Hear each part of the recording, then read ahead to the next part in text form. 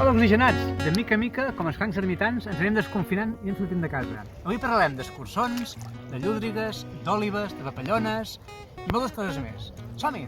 Avui començarem amb uns pollets d'òliba, al poble de la Pera, al Baix Empordà. Els havien d'anar allà, ens van convidar i no vam poder resistir-nos a veure-ho. Hola, oxigenats! Avui he baixat aquí a la Pera a anar olives. En Gravi té moltíssima experiència en llant rapinyaires. Les seves sessions d'anellament són sempre una bona ocasió per aprendre un munt de coses. I més si hi ha mainada. Bueno, cada ocell té una anella, per suposat, no? No li ficarem amb un ocell petit, no li ficarem una anella d'un voltor, que és grossa. Tot plegat s'ha de fer el més ràpid possible. Els altres polls que s'esperen a la bossa es bofeguen a base de vent. Perquè si és molt petit... Ara les tornarem al niu i quan siguin més grans vindrem a donar una volta i se les veiem a voltar per aquí.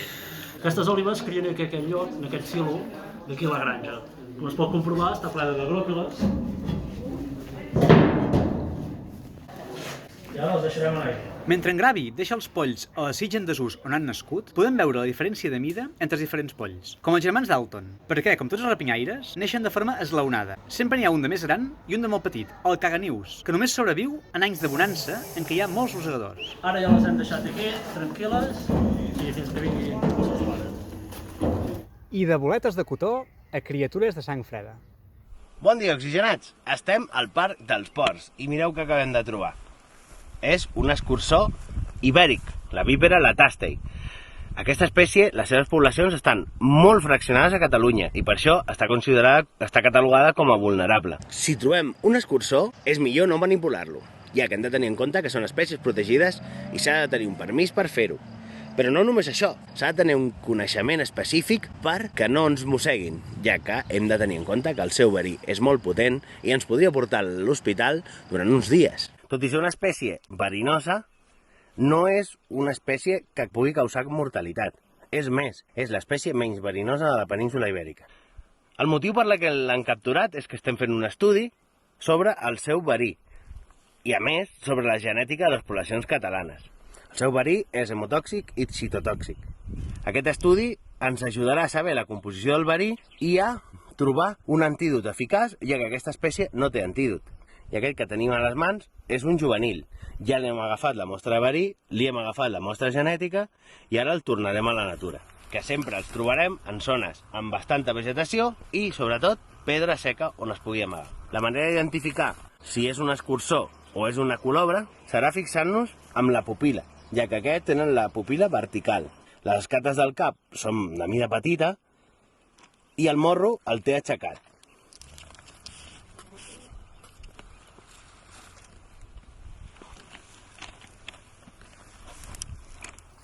Ja som a les portes de l'estiu i el curs s'ha acabat, però farem un flashback per tirar enrere i recordar les setmanes de confinament, que han estat molt dures a nivell d'ensenyament, tant per als alumnes, com per als pares, com per al professorat. En el cas d'en Jordi Camprodon, professor de Biologia de la Universitat de Vic, ens explica ara l'experiència que ha fet amb els seus alumnes, tots seguint fent treball de camp des de casa. Hola, oxigenats, aquí en teniu, en el meu petit laboratori de confinament. Els professors ens hem hagut d'adaptar a la situació i un dels reptes ha estat com fent pràctiques amb alumnes que estan confinats. Doncs bé, aquí teniu un petit laboratori casolà a l'habitació de convidats on hem anat a buscar, a replegar tot el que teníem per casa, que teníem pels laboratoris de la uni i com podem a través del Zoom. Apa, vinga, veieu això, un canell de cavall? Doncs aquí està, i té aquestes dents i té aquestes altres. Intentem fer unes pràctiques així interactives. Doncs clar, això és a través de la càmera limitada de l'ordinador. Llavors vam pensar de poder fer una cosa una mica més interactiva. No podem fer les sortides que fem habitualment, doncs perquè no les fan els alumnes des de casa seu.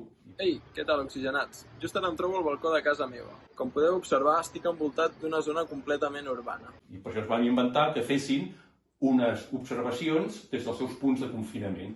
Des d'on vaig fer l'estació d'escolta confinada. Des d'aquí, des del jardí de casa meva. Estic a la serralada de Marina, una zona molt tranquil·la i a 100 metres ja tinc el bosc. I això serveix com a material didàctic d'avaluació per nosaltres. Durant l'escolta vaig arribar a identificar fins a 20 espècies d'ocells diferents. Semblen moltes, no? Que ells puguin identificar ocells, que agafin pràctica en la identificació dels ocells. Amb l'ajuda d'uns binocles i una guia identificativa vaig ser capaç de veure i sentir fins a 15 espècies, cosa que em va sorprendre. Que aprenguin també a valorar, fer el patrimoni natural que tenen més proper, o que envolta casa seu, Fins i tot, des de l'escriptori de la meva habitació, vaig veure, recolzada a la barana del balcó, una mallarenga blava. I el que alhora s'ho passin bé fent-ho, Es tracta d'una activitat que requereix temps, dedicació i concentració, però us ben asseguro que el resultat és gratificant. i pels més avançats doncs, es podia fer una estació d'escolta. Dediqueu 30 minuts a primera hora del matí i aneu anotant en un full totes les espècies d'ocells que sentiu i veieu diferents, en franges de 5 minuts. Distingint doncs, els minuts en què es trobava cada espècie i cada individu. D'aquesta manera podíem calcular quant temps és necessari o suficient per poder fer una estació d'escolta que compti tots els ocells que hi ha en un espai de confinament. Vam arribar a la conclusió, reunint totes les fitxes, que amb uns 20 minuts era suficient. Ara que ve l'estiu, acabem el repte primaveral que us vàrem proposar.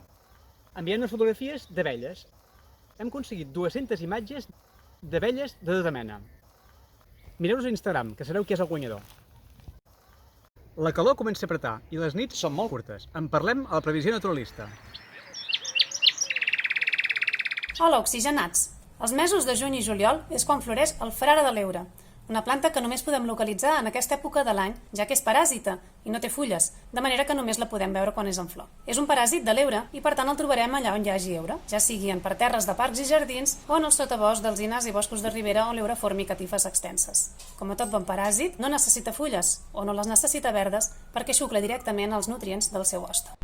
Hola, oxigenats. El mes de juny és el moment en què neix el gruix de les poblacions de la morada. Aquesta és una de les poques papallones a Catalunya veritablement forestal. Les erugues s'alimenten de les fulles dels roures i de les alzines. Si voleu veure morades, el millor que podeu fer és agafar uns binocles i des d'un punt elevat mirar les capçades dels arbres. Allà, sobretot a principi de la tarda, és on es concentren en gran nombre els mascles territorials d'aquesta espècie. Durant la segona quinzena del juny és quan hi ha el màxim número d'observacions de la papallona del lledoner o nassuda del lledoner. Les papallones que veiem ara són les filles de les que van veure a principis de primavera en el moment en què feien la posta en els lledoners. Aquestes papallones de l'estiu entren en poques setmanes en una fase de diapausa i no reapareixen fins passat l'hivern, moment en el qual s'aparellen i es reprodueixen. La merla roquera és un ocell estival preciós i cada cop més escàs que ja fa unes setmanes que ha arribat a Catalunya i que encara trigarà un temps a tornar a marxar. Però és precisament ara quan s'enregistren un major nombre d'observacions al portal ornito.cat, amb la qual cosa ara és el moment d'anar a cercar-la i a gaudir-la. És més abundant en ambients rocallosos del terç nord del país, tot i que més al sud encara se'n conserven algunes parelles també.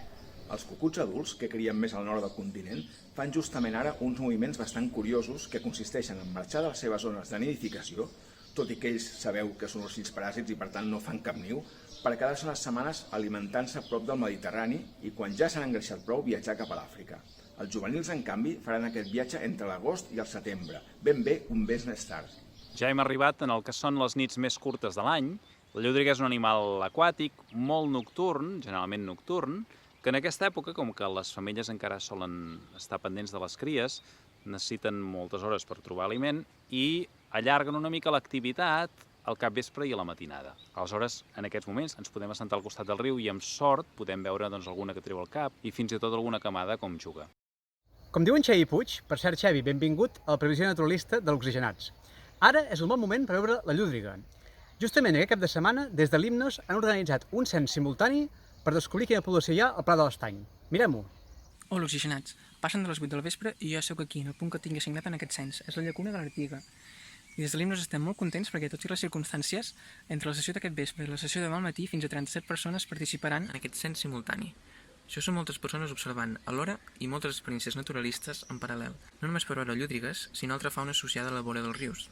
I en qualsevol cas, en els punts on els voluntaris no puguin veure llúdriga, la no observació també és una dada de valor per aquest cens. Hola, oxigenats. Soc aquí al punt Freixenet per a fer cens de llúdriga. Hola, estic al pont de Vilet, com veieu baixa moltíssima aigua. Aquí hem vist un cabirol soltant, molt guai, molt guai. Cap llúdriga, 2 bernats pescaires i un blauet. Com a les pel·lícules. A les 9 del vespre. Estic a la passera dels Amaradors i això està molt tranquil. Estem molt emocionades perquè em sembla que hem vist una llúdriga. Un dels reptes ha estat no confondre la llúdriga o els seus rastres amb el bisó americà, i també amb el coipú, una nova espècie invasora que es pot veure nedant de manera similar i de la qual se n'han vist diversos exemplars. I un altre repte també ha sigut llevar-se a les 5 del matí per tornar-hi l'endemà. Són les 5:25 del matí, ens acostem al nostre punt. Són les 5:30 del matí. Ara tot està en calma. I a veure si tenim sort i passa la llúdriga. A veure si apareix la llúdriga. 6 del matí, estem aquí a la passera que porta cap a l'Olina i hem trobat una rastra ben fresca. Bon dia, oxigenats. Just des d'aquest punt, fa 3 anys, vaig tenir la sort de poder gravar la llúdriga. Aquest any no ha pogut ser, però mireu, mireu.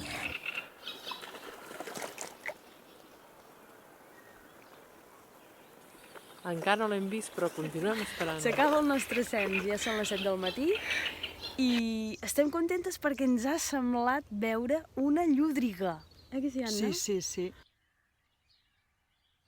Finalment, amb uns 20 punts d'observació i gràcies al voluntariat, hem pogut veure mínim 2 llúdrigues al Fluvià i una més a l'Estany, a part dels rastres que hem trobat.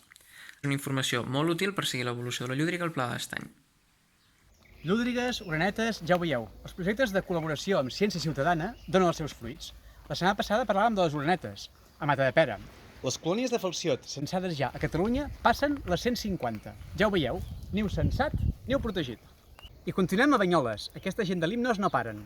Anem a conèixer una sortida de descoberta de papallones per a tothom. Aquest mateix diumenge 21 de juny, una vintena de persones, amb moltes ganes de primavera desconfinada en plena natura, han acompanyat la biòloga Lídia Salvanera, papallonòloga experta, en una visita introductòria sobre les papallones, al paratge de Can Morgat, a tocar de l'Estany de Banyoles. És molt agraït poder sortir de casa un dia que fa sol després de tot el que hem passat i a més fent-ho gaudint de la natura d'aquesta manera. Amb notes sobre la seva morfologia, la seva ecologia, com estudiar-les, com capturar-les de forma respectuosa per tal d'identificar-les. L'única que podien confondre que té aquests colors així. Però el patró és molt diferent. I poder-ne fer un seguiment rigorós. Un tastet, de fet, del treball de camp que realitzen desenes de voluntaris del Programa de Seguiment de Papallones de Catalunya, el BMS, el seu acrònim en anglès. Aquesta sortida estava organitzada per Ekeni, Guies Ambientals i l'Himnos, però de fet forma part de l'ampli programa de sortides de descoberta de les papallones per tot Catalunya, que tindran lloc els propers dies, coordinades pel Museu de Ciències Naturals de Granollers. Totes amb guiatge de naturalistes que formen part del Programa de Seguiment de Papallones de Catalunya i, per tant, una excel·lent ocasió per aprendre'n un munt. És una activitat bonica, per a tothom. Però cal inscripció prèvia, no badeu i que no se us escapi, que val la pena. Els que seguiu per les xarxes la webcam que estava gravant un niu d'una gallina de gallfer al Parc del Pirineu, heu vist que ha perdut la posta, ha perdut el niu, per depredació. I el depredador ha estat una marta, un típic carnívor de mida mitjana. Direu, és de natura, sí. Però l'Ivan Afonso ens porta a fer unes reflexions. Bon dia, oxigenats. Ja hem vist el que li ha passat a la gallina Nicola. Avui tornarem a parlar de gallfers, de martes i de guineus, i de la relació entre depredadors i preses, i com la presència de grans depredadors, de grans carnívors, pot afavorir algunes preses com el gall fer i les perdius. Com podria la presència d'un gran carnívor, com és el cas del linx, afavorir les poblacions de preses, que també menjaria, com és el cas dels galls i les perdius? Doncs per un efecte indirecte, perquè el linx està demostrat en molts estudis que controla les poblacions, les fa disminuir de mesocarnívors, de guineus, etc.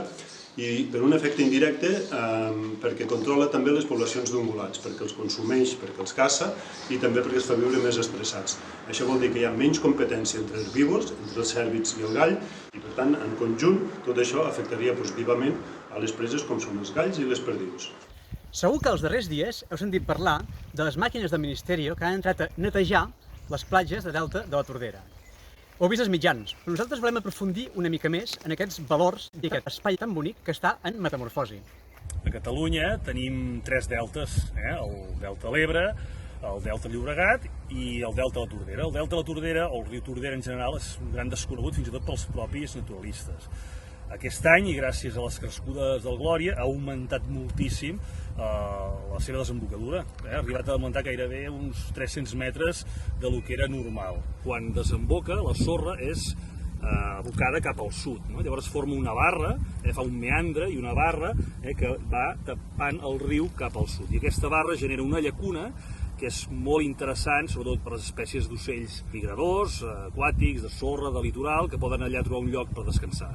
Gràcies als sediments que ha portat el temporal Glòria a la desembocadura del riu i després al posterior confinament, aquest any es va decidir tancar l'accés i així protegir-ho com a zona de nidificació d'aus. A les platges van arribar moltes restes vegetals provenents de la Tordera. Aquests troncs han quedat a la platja de la Conca.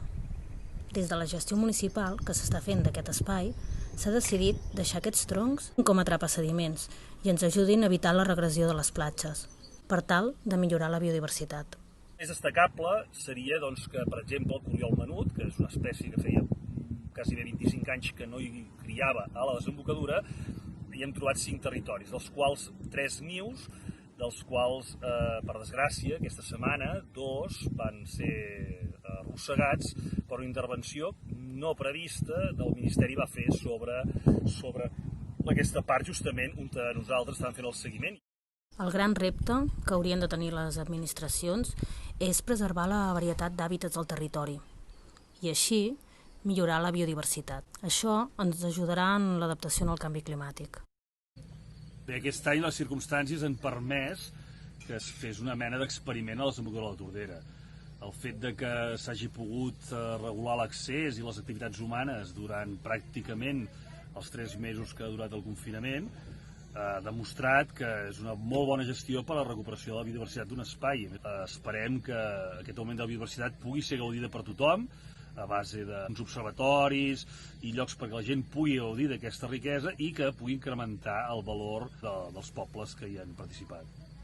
Les aventures i desventures de les platges i corriols entre Blanes i Malgrat ens han portat els que fem Oxigenats a pensar en fer un monogràfic, un programa, la setmana que ve, dedicat exclusivament a les platges com a ecosistema viu. Amb un nou repte, ja ho veureu. Fins la setmana que ve, Oxigenats!